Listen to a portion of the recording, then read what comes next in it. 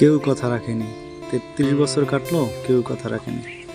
ছেলেবেলা এক বষ্টমী তার আগমনী গান হঠাৎ থামিয়ে বলেছিল, শুক্লাদশীর দিন অন্তরটুকু শুনিয়ে যাবে। তারপর কত চন্দ্রভুক অমাবস শেষে চলে গেল, কিন্তু সেই বষ্টমী আর এলো না। 25 বছর প্রতীক্ষাছি।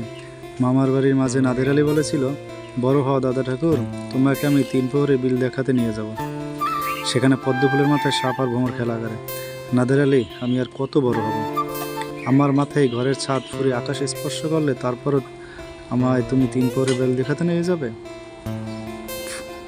একটা রয়্যাল গুলি কিনতে পারিনি কখনো, লাঠি লজেন দেখিয়ে দেখিয়ে চুষেছে লস্কর বাড়ির ছেলেরা। ভিখারির মতন চৌধুরীদের গেটে দাঁড়িয়ে দেখেছি ভিতরে রাস উৎসব। অবিরল রঙের ধারার মতো সুবর্ণ কঙ্কন পরা ফর্সা রমণীরা কত রকমের আমোদ এসেছে। আমার দিকে তারা ফিরেও তাকায়নি। বাবারা আমায় কাঁদছে বলেছিলেন, দেখিস একদিন আমরাও। বাবা এখন অন্ধ, আমাদের দেখা হয়নি কিছু। সেই রয়্যালগুলি, লাঠি লজেন্স, সেই রাস উৎসব আমায় কেউ ফিরিয়ে দেবে না। বুকের মধ্যে সুগন্ধি রুমাল রেখে বরুণা বলেছিল, যেদিন আমায় সত্যিকারে ভালোবাসবে সেদিন আমার বুকে এরকম আতরে গন্ধ হবে। ভালোবাসার জন্য আমি হাতের মুঠে প্রাণ নিয়েছি। দুরন্ত সারের চোখে বেঁধেছি লাল কাপড়। বিশ্ব সংসার তন্ন তন্ন খুঁজে এনেছি 108টি নীলপদ্ম, তবুও কথা রাখেনি বরুণা। এখন তার বুকে শুধুই মাংসের গন্ধ। এখন সে যে কোনো নারী। কেউ কথা রাখেনি।